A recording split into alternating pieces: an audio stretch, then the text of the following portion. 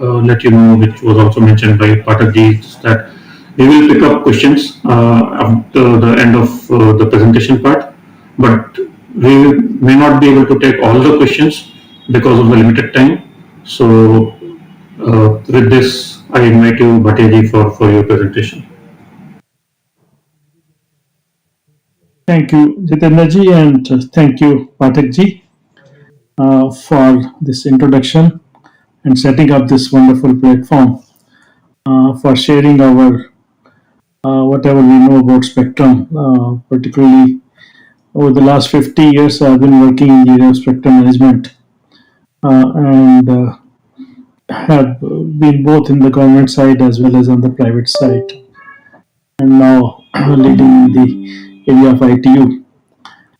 So my presentation will cover mainly four parts, and I've just divided this into four topics. I will little bit talk about IFI, the organization that I represent, and the ITU. ITU is the one which is driving the standardization of the 6G technology. Then we'll talk a little bit about the technology background, where it started, where it is going, how it is being developed, what time frame, and then we will talk about spectrum, and then I will close with a number of key issues that I think the R&D and the academia and the industry are working together to solve over the next 4 or 5 years to make sure that the 6G is a success around the world. So with that, I will start my presentations. And as Jitendraji mentioned, if you have any questions, we will take them at the end. But just put them in the chat box so that we can take note of those questions. And may not be respond today, but we can also respond later as well. So just a bit of introduction, just a single slide about what is IAFI. Many of you know that ITU is a global body which works in the standardization of ICT technologies, both wireless and non-wireless. APT is the Asia Pacific Telecommunity, which is based in Thailand and provides the Asian countries view to the ITU. And the IAFI basically combines both of those together to serve the Indian industry, Indian academia, and Indian standards leaders for a road into the ITU and APT. So for that, we have ITU and APT membership of all the three sectors of ITU as well as the APT. And because of that membership, we can participate in the meetings, we can send contributions to the meeting, we can take leadership position in those meetings. We have been sending a number of contributions to all the ITU and APT. And over the last, I think, 2-3 years, we have spent more than 100 contributions on various topics, which include mobile communication, but as well as other forms of wireless and non-wireless communications. We have 25 corporate members and more than 100 individual members. So both the companies as well as individuals can become member of our organization. And one of the major activities that we do is we host events almost one every month, where we bring together all the stakeholders to have an in-depth discussion on the various issues that are involved. With that, I will move on to what is ITU. But before that, I think we need to understand what is this radio frequency spectrum, because we always talk about the spectrum and it's a very limited natural resource. It's a resource which is, if it is not used, it gets wasted. It is not something like a coal or a gold or something which is in the earth where you can, even if you not use it, remains there. This resource actually is limited, but at the same time it gets wasted if it is not used. So it's important that all the resource of spectrum is used at the earliest possible. That is the same resource which is wanted by more than 40 radio communication services. And as you see on the chart here, Some part of the chart is very crowded, which means many services are sharing the same part of spectrum. Some parts, particularly the higher bands, are still little bit less crowded. But as the technology progresses, all the bands starts getting crowded, and it is important that countries such as India take advantage, make sure its requirements are met by placing their users or services in this table of frequency allocations, which is developed by the ITU.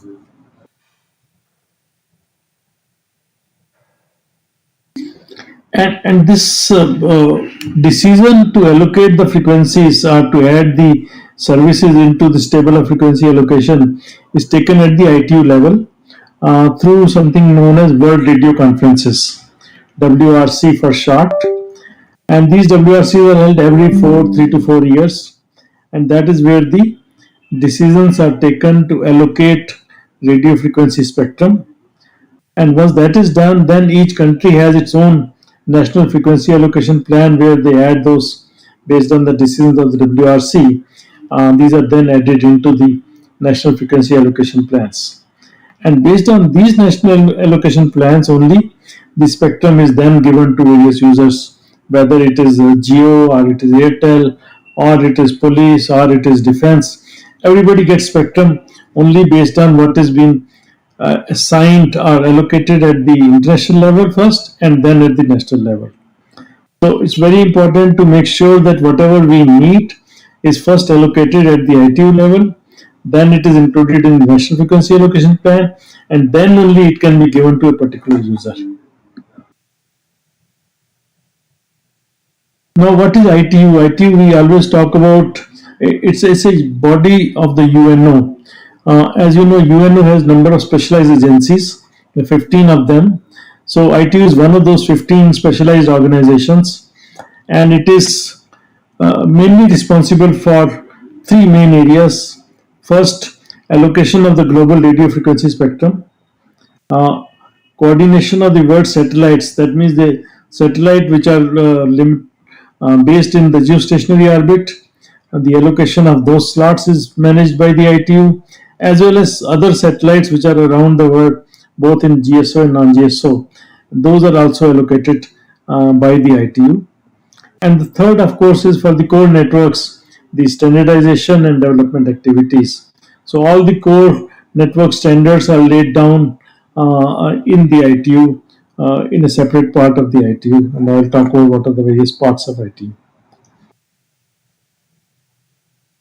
So as you look here, the ITU has three mainly sectors. The ITU-R, which is the radio part, which is deals with the wireless frequency spectrum, and the orbit, the ITU-T, which is the telecom standardization part, deals with the line standards, the core network standards, anything to do with whether it is MPEG or it is core network or it is the open source network. All of that standards are developed in the ITU-T. And then the ITU-D, which is the development sector, which actually helps developing countries promote their ICT utilization. And under the ITU-R, there is a body called WRC, the World Radio Conference, which actually decides on which spectrum will go to where and who will use what spectrum. All of the ITU is managed by plenipotentiary conference, which again meets every 4 years. And plenipotentiary conference mainly controls everything about ITU in terms of electing who are going to be the directors, who are going to be the secretary general, how much money will be available, how it will be used, what work ITU will do. All of that is decided at the plenipotentiary conference.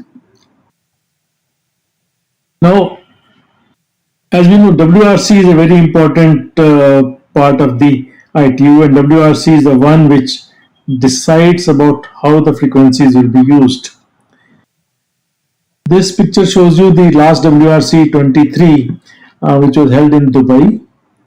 And as you can see, there were about 4,000 delegates who attended this 4-week long conference.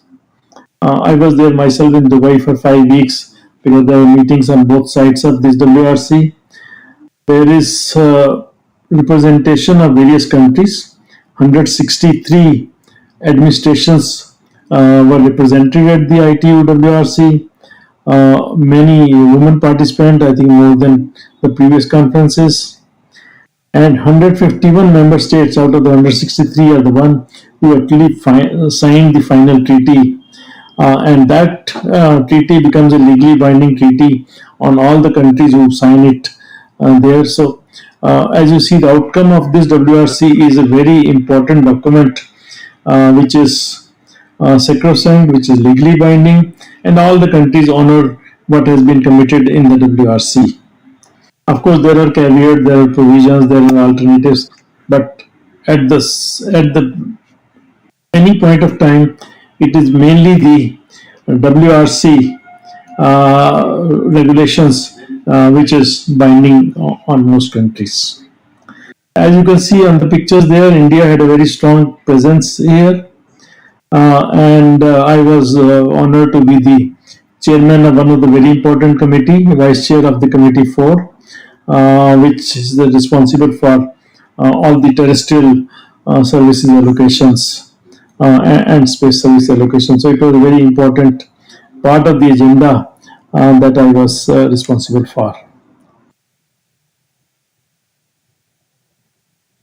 Now, WRC itself is a very complicated process. It is, and I've been attending all the WRCs since 2000, and 7, 8 of them, and every time there is a new learning. The process is very complex. It starts immediately after the one WRC ends and continues through to the next WRC. It's like a round the clock going on and on and on. It never stops. So one WRC ends, the process starts, and the second WRC is already ready for its own. The agenda for this conference is prepared by the previous conference, and there are a number of studies that are done both within the ITU as well as within the regional bodies, and based on that, proposals that come from countries are taken note of, and the final outcome of the WRC is what you see is here as a red book, which is an international treaty governing the use of radio frequencies, which we call as the International Radio Regulations, and these get revised every 4 years. So these red books are kind of sacrosanct for all wireless engineers. Now, so that part is about the ITU process. Now let's talk about where is 6G, where is 5G, what is 4G. So ITU has been leading the evolution of wireless technologies that we use in our mobile phones. It started from 3G, then went on to 4G and 5G, and now on the 6G. In the ITU, we don't call it by that name. In the ITU, we don't call it 3G, 4G, 5G. We have an official name for it, and that name is called the IMT, International Mobile Telecommunications. So each G has a particular IMT name. So 3G is IMT 2000, 4G is IMT Advanced, 5G is IMT 2020, 6G is IMT 2030. So that kind of nomenclature, in every time there's a new generation, the naming is discussed and agreed and standardized, and that is the name, then that is the only name that is used. So currently we are working on the 6G standard in the ITU, and that is called the IMT 2030. So everywhere you see IMT 2030, it is the same meaning as what we in the general language we call as 6G.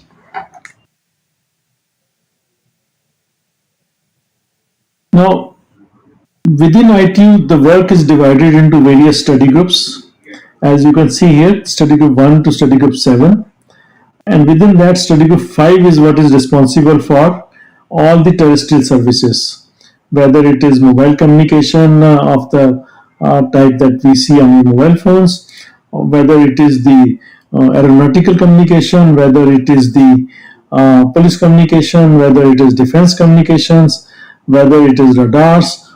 All of the terrestrial communication is handled within study group 5, and within study group 5, working party 5D is responsible for everything to do with IMT. So anytime we talk about 4G, 5G, 6G, or NEG or anything to do with IMT, it will always be handled in the working party 5D. Everything to do with the radio part of it. As you know, the line part of it is handled in the ITU-T, which is a separate in itself, and they have their own study groups. But my focus talk today is about the ITU-R part of it, the wireless spectrum part of it, which is handled in ITU-R within study group 5 and within working party 5D. So working party 5D is all encompassing about everything to do with 4G, 5G, 6G, as we call as the IMT family of standards.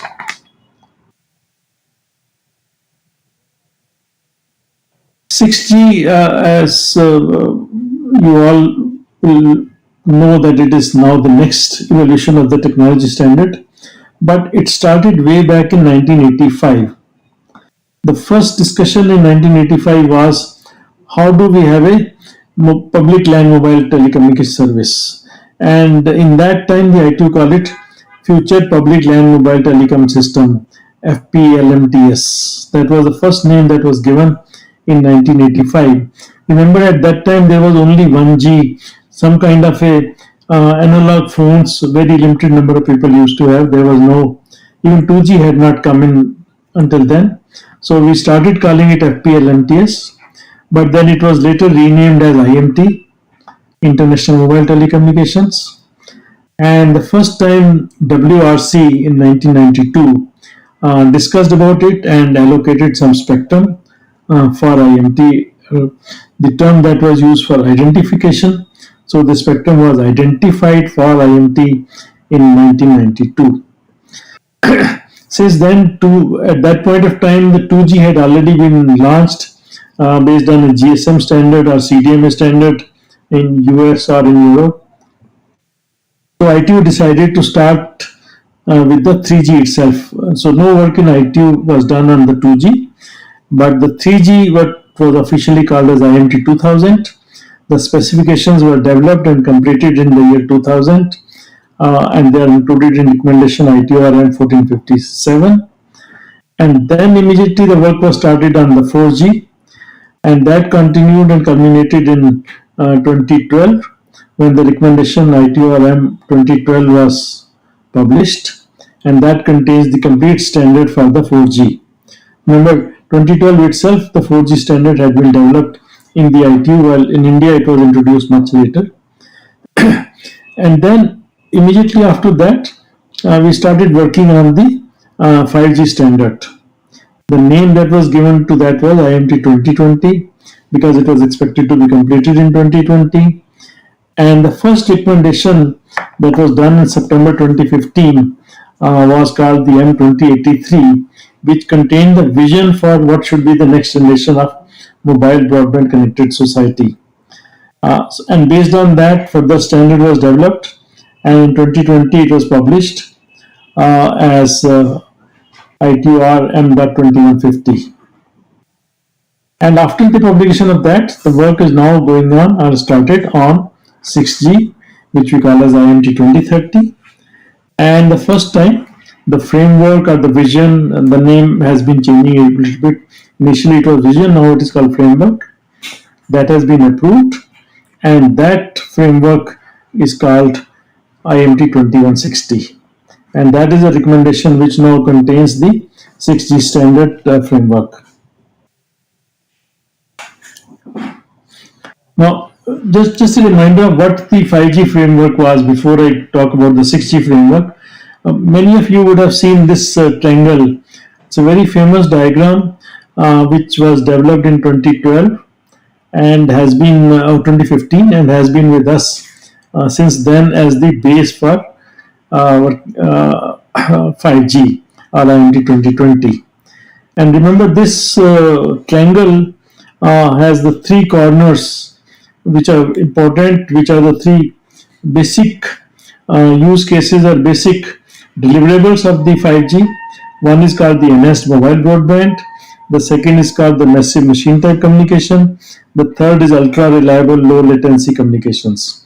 So all these three combined together, along with various use cases as you see inside this diagram, including the 3D videos, including the smart homes or smart city, or self-driving car. All of these are part of this whole vision that was developed. And along with the vision, it was also decided that there will be certain goals that 5G must meet. And this diagram captures that from 4G, how much the data will increase, how much the speed will increase, how much the connectivity will increase, how much the latency will reduce. All of that were identified and listed in the recommendation itself. So for 5G itself, in the vision itself, so we had the triangle and then we had the goals, all of them identified way back in 15 itself in 2083. And that's carried forward as the 5G standard. Now we have started work in 2021 on the 6G standards. And the 6G standard, remember the triangle there for 5G?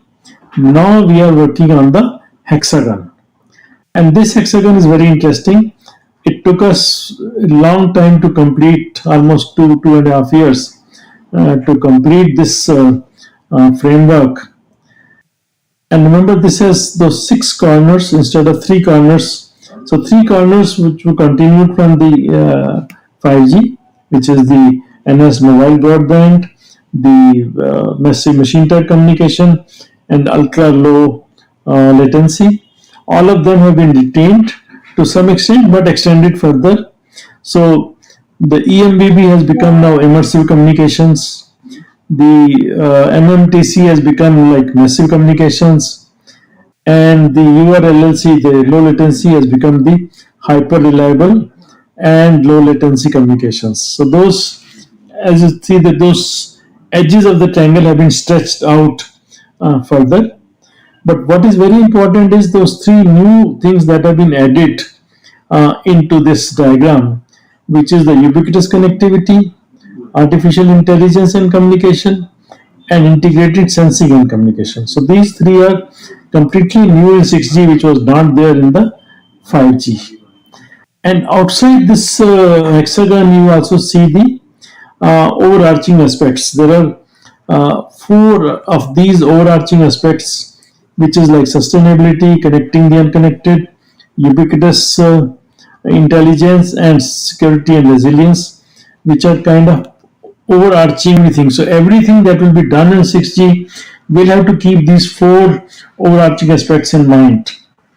So when we talk about whether we talk about ubiquitous connectivity, or we talk about EMBB, or we talk of MMTC, everywhere all these 4 issues will have to be kept in account, including the sustainability, including the ubiquitous intelligence, including the security and the resilience of the network. So all of that is now encapsulated in this diagram, which is a triangle inside, the hexagon outside, and the circle outside. And this has been done in the recommendation ITR M.2160, which is available. You can just search on the net, you will find this recommendation.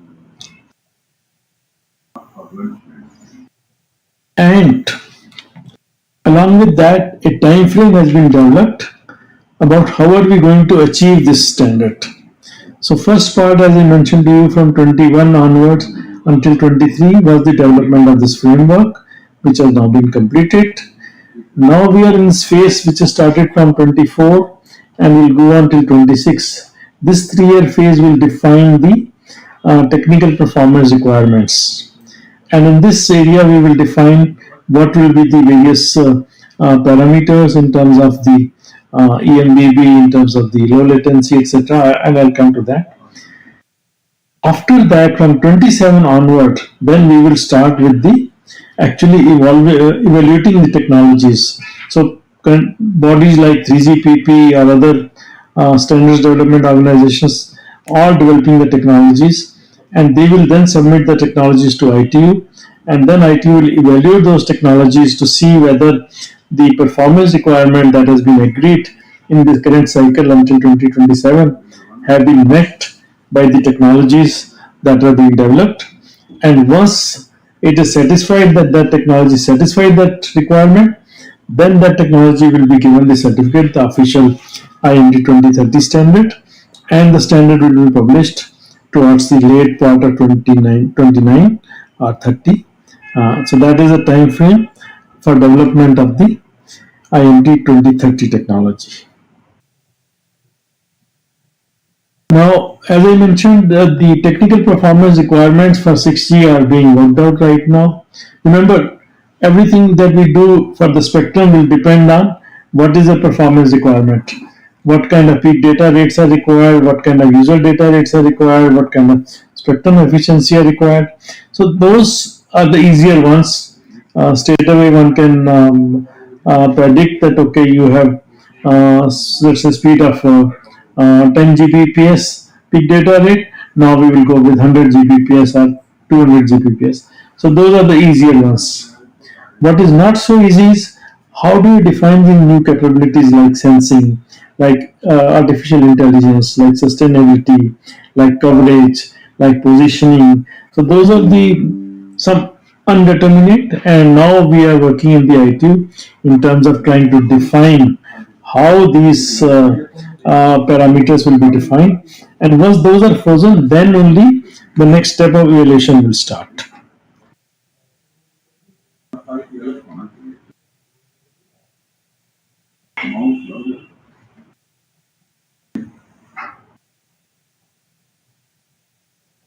So now, with that background about what the 6G technology is going to be and what it is working about, let's talk about spectrum. As I mentioned before, spectrum is one of the most critical parts for the success of IMT. From 2G onward until 6G, the spectrum bands will continue to evolve to higher bands. So we started with the very low bands, remember? The 2G GSM was in 900, 1800 megahertz band, and then we started adding more and more bands, 2.5 gigahertz, 3 gigahertz, 6 gigahertz, and that is continuing. And as we go into 6G, it will still be going into higher bands. But at the same time, let's not forget that we also continue to need those smaller bands, the lower bands, for the basic coverage layer. So there is a kind of a layered structure for the spectrum. As you see on the lower end, the basic coverage layer, which will use the spectrum which was there for 2G also, the 700 megahertz, 600 megahertz, 900, 1800, etc. So that provides the coverage layer. Basic capacity layer, which will provide the 5G and 6G kind of capacity, high speed data, enhanced mobile broadband, etc. That comes within this band of 3 to 6 gigahertz. And that is where in India the 5G has been launched, around the world also in the same bands. The new bands that now we are talking about for the very high capacity layer is coming from 6 to 15 gigahertz. So these are the new bands where ultra high speed or very ultra speed still requiring larger coverage will be used. So these are going to be very important bands, and that is where the study will now be done for WRC 27. Above that is the higher millimeter wave bands, which will go right up to terahertz bands, and those bands will be on the kind of hotspot or ultra capacity layer, which will be used in a smaller cells, in kind of maybe industrial environment, in factories, in robots, in shopping malls, in football stadiums, where ultra high capacity is needed over a very short distances. That is where very high frequencies like millimeter wave or terahertz will be used. This chart actually tries to put on one place all the bands that have been developed from 1G to 6G and continue to be further developed. As you see, most countries around the world, whether it is Europe or US or UK, China or Japan, Korea, India, Australia, all of them have the basic, the lower layer of 700 megahertz or 600 megahertz, then the 5G layer of around 3 gigahertz, and the millimeter wave around 26, and the new frequencies that are being coming up now, 4 gigahertz and 6 gigahertz, and maybe 15 gigahertz in future. Those are the kind of bands that will be added for 6G. So this layered approach is something which was there in 5G also, which was there in 4G also. That is going to continue even for 6G. And for each user scenario, there will be a number of frequencies. Again, starting from the lower frequency bands, mid-band frequencies, the upper mid-band frequencies, and the millimeter and terahertz frequencies. So those four kind of frequency ranges, all of them will be needed for 6G, just like they were needed for 5G. They will all be needed. The question is, how do we find NO spectrum in each of these ranges? Particularly the user scenario B, the upper mid-band frequencies is a new spectrum that we have to find very soon at the WRC 27. So this is where the main roadmap is going to be. How are we going to find that spectrum? Along with the spectrum, also we have to look at what are going to be the regulatory models. From 5G onward itself, already people have started talking about multiple regulatory models for multiple spectrum bands, and in each band, there could be different regulatory models. We always think in terms of auction, and maybe auction is one very good method where dedicated spectrum is given to one user. But more and more, we have to share spectrum with many other users. So that is where the license shared spectrum will come. There could be a primary license shared spectrum, there could be unlicensed spectrum, there could be license shared access. All of these are different kind of toolbox approach that can be used for different bands as we go into more and more complex sharing scenarios in higher bands. And this, as you see, this is a picture from the WRC 19 in Egypt. See the number of people who attend there and the kind of intense discussions that take place. But at every WRC since 1992, some spectrum or the other has always been on the agenda of the WRC, and some spectrum has always been allocated, as you can see from each of these discussions.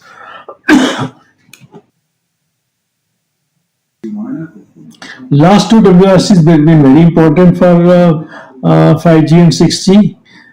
As you can see the summary here, a number of new bands have been identified in the last two conferences, particularly the 600, 700, 3.3 to 3.7, 4.9, 6425 to 7125, and the millimeter wave. This is all a new spectrum which has come in the last 5 years and will continue to be exploited very much for 6G in the next 5-10 years. Of course, still more bands will be needed, and I'm just going to talk about that. But even these bands, for example, in India, we have still not used 600 megahertz band. For example, in India, we still not use 4.9 gigahertz band. We are still discussing how to share 6425 to 7125 between the 6G and satellite services, and millimeter wave band, which has been licensed, but still not available fully across the country in many parts of the country because of the limitations that have been imposed in the WRC and many other reasons. So last WRC, which was in Dubai, as I mentioned, already approved the agenda for the next WRC, which is in 27. And as you would see here, a number of bands have been mentioned. The bands that will be considered, studied from now onward until the WRC 27. And these are three bands. I think in India we would focus only on the upper two bands. But those are the bands which are very important for rollout of 6G. So those studies have to be done about how do we share those particular bands. And I will show you the sharing scenarios in those bands is very complex. As you can see on these three charts, each of these bands is used by so many services already. So when you think in terms of identification of IMT, which is a part of the mobile service, you have to make sure that it does not interfere with the fixed satellite service, with the mobile satellite service, with the Earth to station, the Earth exploration satellite, with the maritime mobile satellite. So many satellite services are there. Then so many fixed services are there. So many defense uses are there. So all of that have to be studied, made sure that the actual scenarios of sharing are studied and required protection ratios are developed. Then only these bands can be used after WRC 27 for 6G. And this is where we need a lot of help in terms of actual studies. A lot of IITs and a lot of academics and researchers are working on these studies, and I think it's very good to make sure that India contributes to these studies in a major way as we are trying to put our leadership in the area of spectrum management in these bands. And now I'm coming to the last part of my presentation, where I try to list some of the major issues. That is where we need help from the academia, from the researchers, from the industry. So IT is looking for basically studies. IT is looking for help in terms of how do we resolve some of these major spectrum issues, which will be settled during the next 3 to 5 years. So I'll just summarize these, but then I have some specific studies that I will highlight where we need to make sure that we are aligned with the rest of the world. First, of course, on the spectrum allocation and assignment practices. As I mentioned, there is a toolbox of methods by which spectrum can be assigned, whether it is auction, whether it is through license shared access, whether it through the database, whether it through remember the old white space concept in the 700 megahertz, 600 megahertz band, whether or for example CBRS in USA, that kind of database approaches can be used. So how do we do that kind of arrangement where the incumbents continue to use the services but still 6G can use it? Then the mid-band spectrum I think is really important, starting with the upper 6 gigahertz, but then we are talking about 8 gigahertz, 7 gigahertz, 15 gigahertz. All of those spectrum sharing studies have to be done with the existing services and how to protect the existing services. 600 megahertz band is very important for India. Fortunately, we don't have any broadcasting in that band, but in many countries, digital dividend is a way forward. How to use the 600 megahertz band.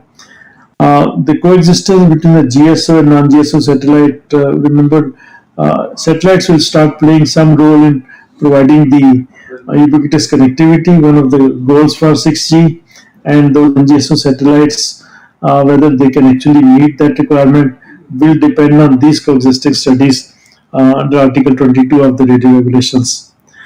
Then the local area spectrum assignment is another way of assigning spectrum, because many countries are now started realizing that nationwide spectrum may not be possible, and it may be desirable to find certain slots of spectrum which can be assigned on a local basis, maybe for industries, maybe for communities, maybe for villages, maybe for urban settlements, like that. The lower 6 gigahertz band is a very important band for Wi-Fi, and this has to be delicensed. Again, some studies are needed there, and the work is going on in that. Spectrum for industries and IoT is another big area, both on the terrestrial side as well as for the satellite side. DAC to device is another agenda for the WRC 27, where certain bands that are used for 5G and 6G will also be used directly from the satellite, and those studies are very critical studies which have just been started. Auction versus administrative is a big issue, of course, more of an administrative issue, but still a lot of sharing studies are involved in that. 28 gigahertz band again is being shared between satellite services and fixed services, and how do we manage that sharing?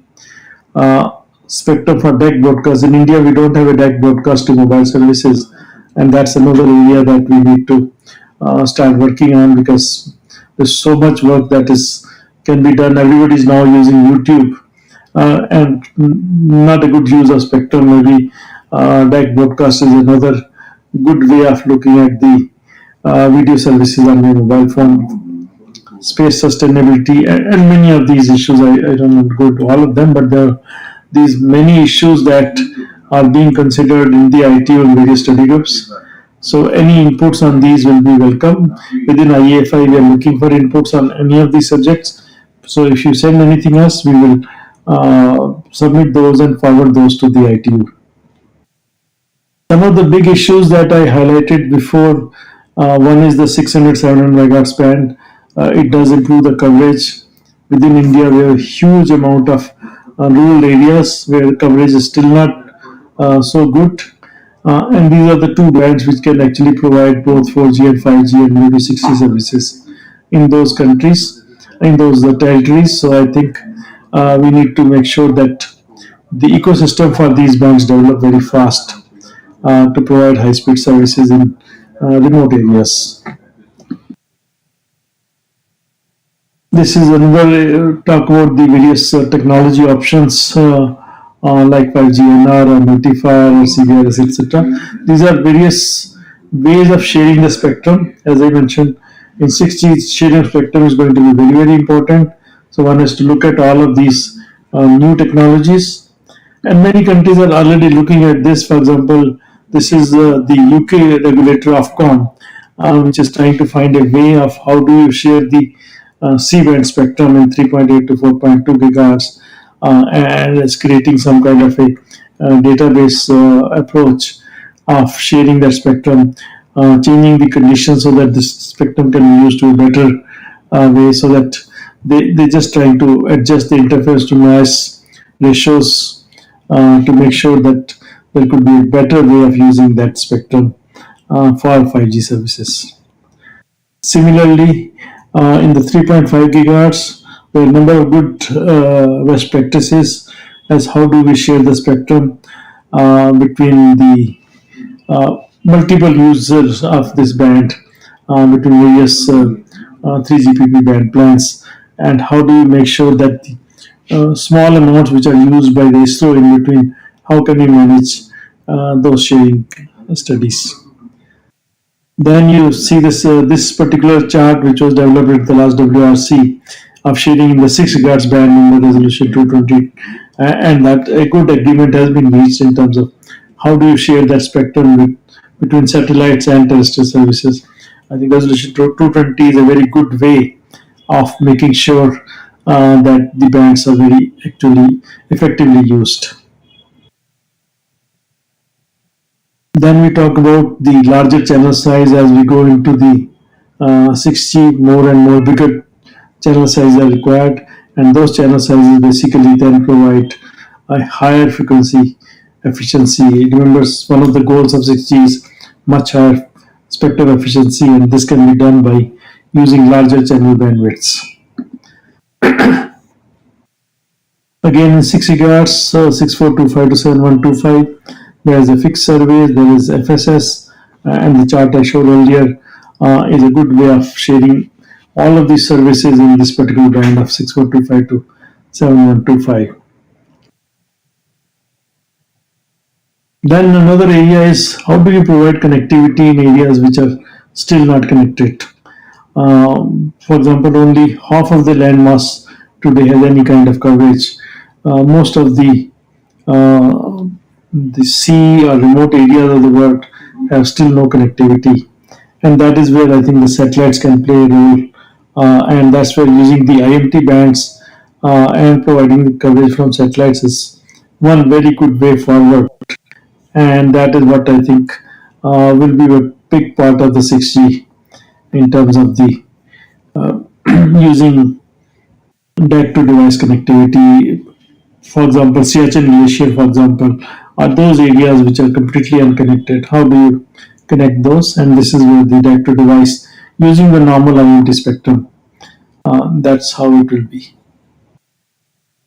So that basically I did it a little bit faster. I think 45 minutes allotted time. I think I've done with that, and then I think we can move on to the Q&A.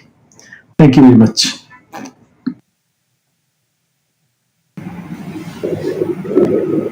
Thank you.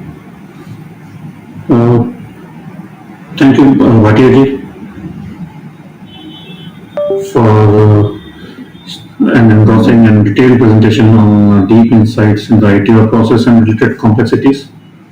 So, is it for people who have not seen the work of ITUR, the cycles of ITUR and multiple cycles of ITUR may actually take some time to understand these processes, but it is an interesting set of process and how we evolve from nothing to getting technology or getting spectrum for those technologies or different uses, different services. So this is actually something which is extremely important to understand when we take decisions at highest level.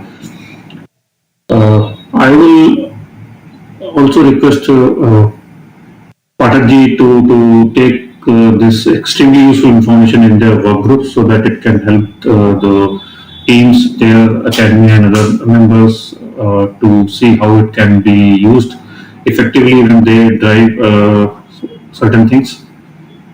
And because this also helps us to understand where do we stand today in process cycle of 6G and what needs to be done to be part of 6G leadership drive. And spectrum, as also mentioned by Bhatia is being one of the most critical component, and we as Indians would prefer and would like and would support India championing the identification of 6G spectrum and that work.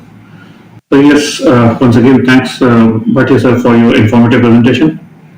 Now, noting that we have limited time, and then we have almost more than 25 questions in hand. Some of these were posted earlier with the Secretariat of Bharat 60 Alliance. So I will not be able to take all the questions. So I will take some of them, and remaining questions I will be requesting Secretariat to take care of those questions and respond them in future as per their convenience. So with this, I will go to the first question, and this question is actually related with the presentation. I will shoot this question to you, Bhatia. That question is: what will be the spectrum requirements for an introduction of the 6G mass market in India to meet both capacity and coverage needs? When will this bandwidth be required? So this is the first question. If you can take a dig at this. Thank you. Yeah, thank you. Requirement of spectrum will depend upon the use cases. As you know, there are a number of new use cases that have been added in the 6G framework. These includes holographic communication. These include integrated sensing and communication. These include digital twin, for example, and all of these will add to the requirement of the spectrum. There are industry estimates at this moment that indicate that an additional spectrum of 500 to 750 megahertz will be needed, megahertz, uh, mainly in the mid bands, in addition to what is already available. So we are talking of about 500 to 750 megahertz spectrum for these kind of use cases. And if you assume that there are 3 to 4 networks today in India, we already have 4 networks. So if you assume those 3 to 4 networks, we are talking about of 2 to 3 gigahertz of new spectrum, additional spectrum. And currently the 3 new bands that are being talked about, 4 gigahertz, 7 gigahertz, and 15 gigahertz. 4 gigahertz is not so usable in India because of the current usage. So we have to find out how we can use 7 and 15 gigahertz to some extent. And within that, we need to find a chunk of about 2 to 3 gigahertz to meet the requirements of 6G. And I think earlier we start doing the work on that, the better it is. Thank you. Yes, I agree. The earlier we start working on it, we can then drive other countries and other regions to align with our requirements and drive that. But before getting into that, there's another question which has come up, and then this is an interesting question, which says that what are the lessons which can be learned from 5G rollout in India? As we start planning for 6G, as we are trying to drive 6G also. Now, what are the lessons which we have from 5G rollout? So, could you please take care of this question also, Mr. Bhatia? Yeah, I think it's a very important part because I think what lessons we learned is really tells us how we can do in the future. So remember, in India, we took an early lead in trying to identify the spectrum. Remember the 5G HLF report that was done, and committee was set up, and a lot of initial steps were done, uh, and the process was started much in advance for finding the spectrum for 5G rollout. But making sure that spectrum becomes available from the incumbent takes time. It is initiated, but the auction process took much longer. It was not as if that we decided and the spectrum is available next day. It had to be vacated, it had to be reorganized, it had to be remanaged. The auction process itself had to be developed. It took some time. Many countries in the world, particularly the US, Europe, China, Korea, Japan, they identified specific frequencies well in advance and were able to roll out 5G services, and they became champions of those frequency bands. In we started a bit late, although because maybe COVID was there and maybe some other reasons, but we were the fastest rollout of 5G services. One good thing is we were able to roll out 5G services at a very fast pace because a lot of work had been done already in terms of identifying the frequencies, in terms of auctioning the frequencies. So I think the typical lesson learned is the start the process early, which we did. Continue with that momentum. Don't lose the stream in between. Many other countries did it very fast and were able to identify specific bands that they made as pioneer bands for 5G, and those became like global bands. So I think we need to take a lead in the 6G, saying, "Oh, these are our pioneer bands for 6G. We will stand by that. We will auction them. We will take them to ITU, and we will kind of be the forebearer of those frequency bands." Thank you. Yes, yeah, I understand that. Yes, that is something which we need to do if we have to uh, learn some lessons from 5G rollout. And one of those most important thing was that we identified spectrum well in advance and in time, and we were able to then work on. Government was able to actually work on getting that spectrum out, and we saw auction of 2022, which was such a successful auction. You during your presentation also mentioned about a wedding cake model of various set of frequency bands or layers of those bands to provide different kind of experiences and different kind of use cases. So most of those lower frequency bands which you also mentioned are already being used for current IMT technologies or say for 4G or 5G. So to what extent can the refarming of existing IMT bands can be part of a solution to meet the demand of 6G in future? So can you throw some light on this? Yeah, so refarming of existing bands is I think one of the very important solutions. Today, if you look at the India in itself, uh, there's a large amount of bands which are identified for IMT but not available in India because it's being used by other users. And I think getting them vacated from those users or getting them reformed, uh, many of them are defense users, many of them are government users, space users. I think it is important for us to make sure that we at least increase the availability of the existing bands. The bands that were allocated for 4G and 5G identified in the previous cycle, but we cannot use them in India. Let me give you an example. For example, L band. L band is available in around the world, but we are not able to use it.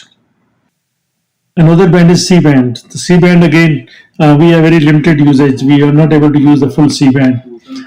And like that, there are many bands that we cannot use. 2.5 gigahertz is another example. So I think we need to first make sure that the existing bands which have already been there, whether they can be reformed for 6G. Thank you. Thanks for giving that insights on this. So since you're talking of use cases, so I also to Pathak sir on you on how can we initiate 6G startups, and then what do you expect from various institutions who are either member of uh, Bharat Alliance, or all the ones who are actually listening to this talk today? What is it that you expect, and how can we have 6G startups initiations on for various use cases? So, thank you, Mr. Jitendra. In fact, that has been the question being asked, that why even Bharat 6G Alliance, what they are doing.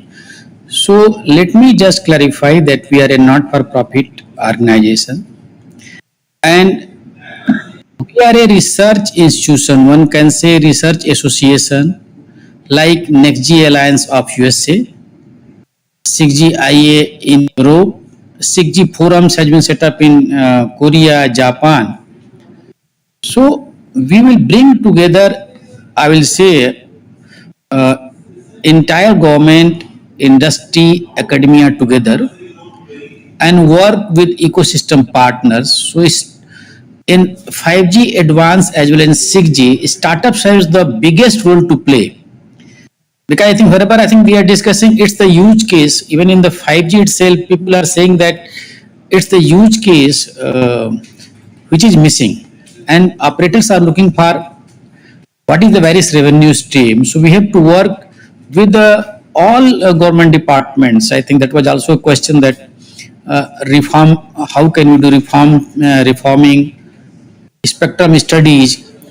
In spectrum also we have a specific working group within the Bharat 6G Alliance. So they are working on all the aspects, and whatever has been, I think, flagged even today, I will be just giving to them as well.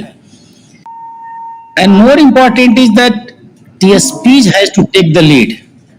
It's the TSPs who will be, I think, greatly benefited. So they have to handhold even startups also, academia also, and other R&D institutions. So this is my thought process, that if they come and join us in the form of reports, we'll be working with the different wings of the government, not only Department of Telecommunication, but Ministry of IT, DST, Space. We know that even terrestrial and non this NTN integration is very important is 6G, agriculture, health, education. So I request them that they join immediately, work with the government, and there are the different institutions. So, and use case will be very important.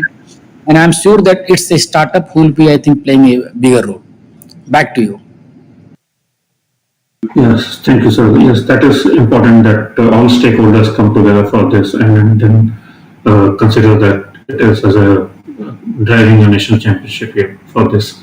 So there is another question which again I'll target it to you, Patak sir, and this is about a question on having Indian companies to develop their own in-house measurement device and testing equipment and associated software for that. So, uh, what are the plans for this? As Bharat Alliance, do we also consider this kind of activity, or this is maybe out of scope of Bharat Alliance? Your thoughts on this? So I think, as I told, that entire ecosystem play have come together. So how to measure the what is 6G? So it means from the very beginning, it's the test and measuring devices and companies, they have important role to play. How to measure? So I think they have to be, one can say, develop those equipment very early, when even technology we are saying so many gigahertz and all those things. So how can they measure? So I think, and that's I have noticed that even the companies around the world also, so they have developed a lot of things, and they have set up their own test and measuring labs itself. So as far as supporting specifically by Department of this Bharat 6G Alliance is concerned, then we are working in this for the funding presently with Department of Telecommunications, and I am sure that they will fund these companies depending upon their scale. But because they have to take the early mover advantage, because when this technology will be developed across all the academic institutions, so they require those test instruments. So if they don't get the Indian, they will go for anyone, whatever is there. And one thing I am very sure, that we will not just develop technology for India. We have to develop technology for the world, be innovator, and all our actions should be directed in that direction. Thank you, Pathak sir, for that response on this. There are a few questions which are not directly related with this particular talk, but let me just quickly touch upon those questions and provide my own response on that. One is a question regarding what are the frequency band for CV2X, NRV2X for intelligent transport system. I think this is already there, well noted in our national frequency allocation plan, and one can look into the India footnote 3030 in that, and the frequency band is 5875 to 5925 megahertz. So this is the band which is actually globally aligned band for CV2X, and I think in India also this is what it is, and all manufacturing of auto industry is also aligned with this. So they are also working on this, including India, including Indian exports also of automobiles, which are using this technology there. And the other question was about minimum latency and bandwidth requirements for ultimate XR services, ultra low latency based XR services. I think this is related to definition of the specific use case. So this is a specific use case of 6G maybe, and this is currently discussed in Working Party 5D for minimum requirements and evaluation of the 6G technology or IMT 2030 technology. So this will come up as we move forward once those TPR or the requirements are defined and finalized. Then we will come to know what are those minimum values there. As of now, that is still under discussion and getting defined.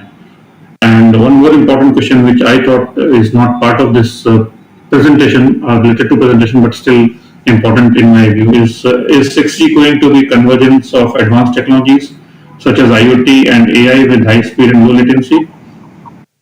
I think yes, the answer would be that this is right now a hot discussion within ITU, and it is expected that AI will be the overarching capability of IMD 2030, but this is something still under discussion at this point of time.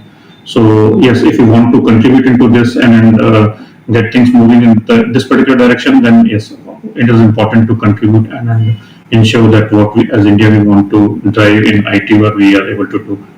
So jumping back to Bhatia, to you on my presentation. So there is one question which says what usage is currently seen by incumbent users in three candidate bands which have been identified, which you showed in your charts also. These are basically 4.4 gigahertz and 7 gigahertz and 14 gigahertz.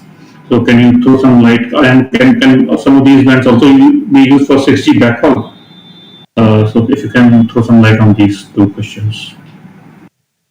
Okay, so if you look at these three bands which are now being considered for 6G under the WRC 27 agenda item 1.7, as we know, these are extensively being used in India and other countries. If we look at, if I were just to prioritize them from the ease of possibility in India, I think 15 gigahertz is one of the maybe less congested, and I think we should first start focusing on that. There is a limited usage in India in that band, and perhaps we should be able to at least push that. Although some other countries in Asia are not aligned with that and they may oppose it.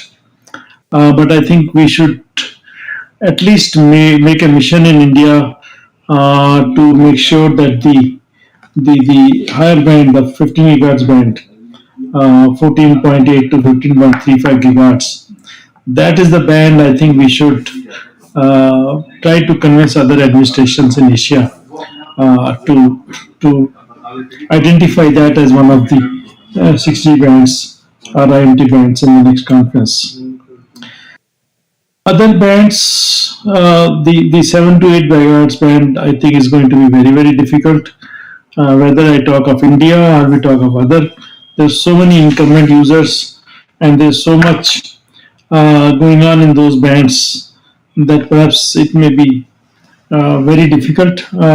So we might need to use an approach of protection ratios, which means we have to do very detailed sharing studies and submit those sharing studies to the ITOR Working Party 5D, as well as to the other relevant working parties, because those sharing studies or parameters have to come from working parties like 4A, for example, has to send it to 5D. So we need to not only work within 5D, but we also have to work in 4A and other places where we can submit those studies of sharing those bands. And 4 gigahertz, in my view, is not an easy band, so perhaps we may not spend so much time on that. But I think more important is to focus on the 7 to 8 and 15 to 15 gigahertz band as important bands for those. Now, all of these bands can be used as backhaul, because I think as we go into 6G, the backhaul requirements will be very, very high. Particularly if you are talking about the small cells, you're using more of the millimeter wave bands, there will be huge backhaul requirements, and all of that backhaul requirements can be met by these bands. So clearly, FWA, fixed wireless access, and point-to-point connectivity using various technologies like beamforming, etc. Those can be used, and those same bands can be then deployed for providing fixed wireless services also, but also for providing backhaul connectivity. So I think both ways the bands in question, not only those bands, even other bands, for example, 6 gigahertz band is something which we have to do some studies. I think 6425 to 7125 is one band which may be an easier one for us, although there is still an issue of how do you share it between the satellites, the 6G and Wi-Fi to some extent. That sharing itself, the Europeans are doing some studies on that, and perhaps we as India can submit some studies on that as well. Although WRC 27 does not call for the studies, but on its own, I think we can submit studies to the 5D on that particular band. So those band together with 7 and 15 gigahertz will be very good band, both for fixed wireless access as well as for backhaul. Thank you. Thank you, sir, for detailed clarity on this. So before I move forward, Patak sir, how much time is left? I think you can, till you feel that it's interesting, you can. I don't have any. Oh, okay. So I will take another 5 minutes more and go through some more questions in that case. So with that, let me come to you, Patak sir. So one of the questions which was that what are the topics of research for 6G and beyond? And do you envision any centrally funded technical institutions other than IITs and ISCs in India's 6G mission? Yeah, so Department of Telecommunication, they recently came up with the research priorities, and they received more than 470 proposals. I am sure that they are going to publish those results as well very soon. More important is that it's not IIT or NIT or premier institutions. We have to bring all, I mean, tier 2, tier 3, entire country together for 6G, because this 5G as well as 6G both are different. And I think people say that it has to go to societal problems. So all the ecosystem, even hyperscalers, cloud service providers, satellite companies, they all have to come together and work together for getting the true potential use cases applications. So even so, question were whether IIT, ISC. I think we won't be just dependent on them, but they are, I think, important constituent. But we have to work to all, not only engineering colleges, medical colleges, and because it's a societal, center of excellences in healthcare, education. So even we need colleges as well. I mean, maybe it may be some arts college, because they have a lot to contribute. So there is no boundary that will be just working with the XYZ, but entire country, all startups, whether they are in any field, they are all welcome. So this is my thought process. As far as funded scheme is concerned, I think centrally funded those institutions, whether they are centrally funded or so they can become our member. And for engineering institutions, it's the 1 lakhs plus GST. For startup up to 10 crores, just 10,000 we have kept the fees. In case someone is expert and his institution is not able to pay, they can just directly come with me. There is certain provision of keeping you as a guest or experts. But definitely we want that entire country should work together, and we have already MOU with the 6G IA, and very soon 6G flagship also we have, and NGMN we have initiated, 6G forum initiated. So I mean, we'll not just working with the Indian ecosystem partners, but it may possible that something developed by some other country, and if you just want that, how can our startups work together, do their pilots in those country? So all will be taken up, and I request them all to join us. So this is in short, I can say. Yes. Jitendra, if I can just add to this little bit on the research side, as you know, I'm also part of the World Wireless Research Forum, WWRF. Okay, thank you, sir. I think I lost your audio in between, so I'm not sure whether it was channel issue or, but can you hear me? Yeah, we can. I think we can hear even Bhatia sir also. So I will come to, I'll take three more questions, maybe four at the most, just to ensure that time wise we are not overshooting. So, question to you, Bhatia sir, what is the role of licensed, unlicensed, and shared spectrum which can play part in 6G? What are your views on this? Yeah, Jitendra, perhaps you cannot hear us, but let me go on. Uh, so I was first talking on the previous question about the World Wireless Research Forum, which I'm the head for Asia Pacific. And in the WWRF, we try to bring together all. You can hear me, right? I think Jitendra is not able to hear us. Yes, I can hear. So Jitendra can rejoin, no issue. I think audio he can just change his audio. But I think we are all we can listen. Suri, please continue. Okay, thank you. So the WWRF, the World Wireless Research Forum, is basically involved in coordinating the research activities around the world with more than, I think, 100 universities, various institutions in terms of the research into the 5G and 6G. And what we do is we normally host events where we bring together the researchers and the industry.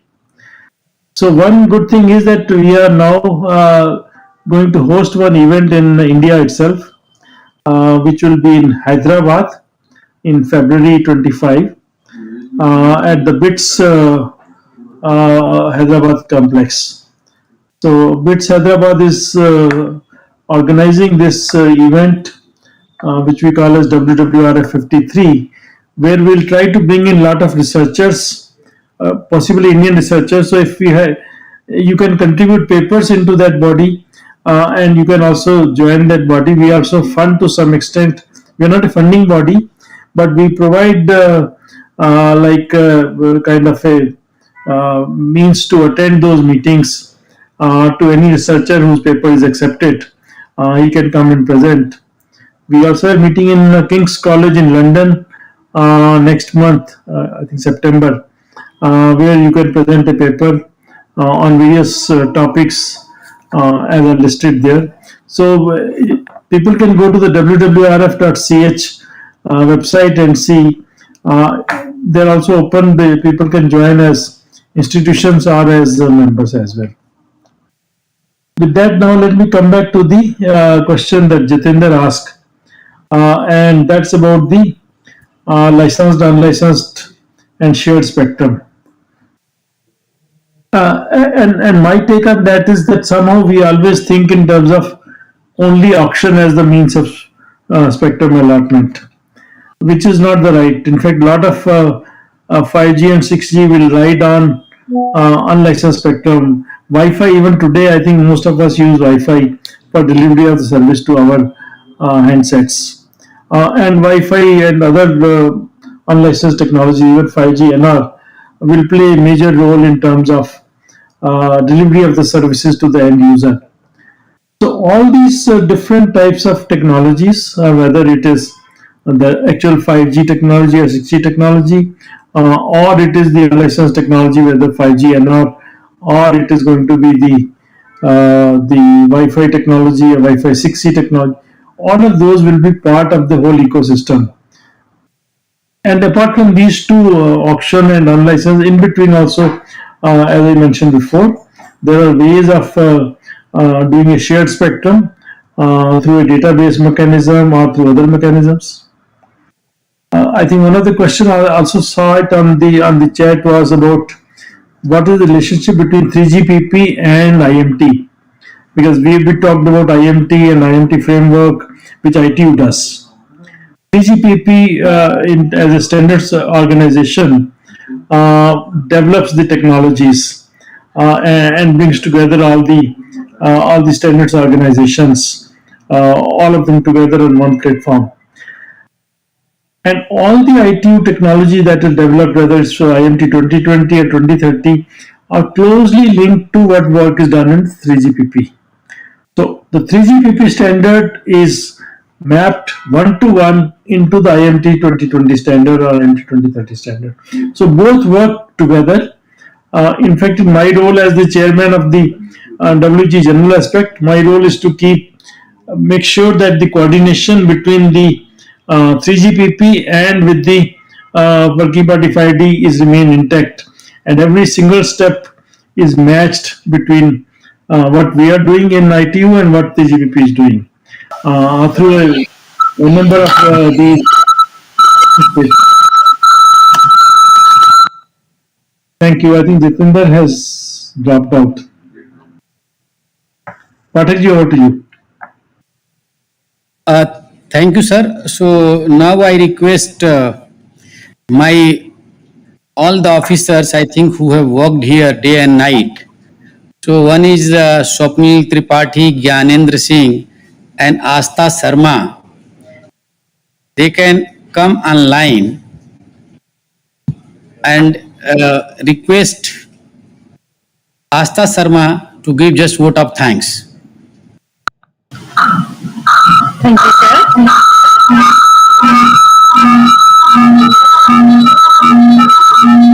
I hope I'm audible.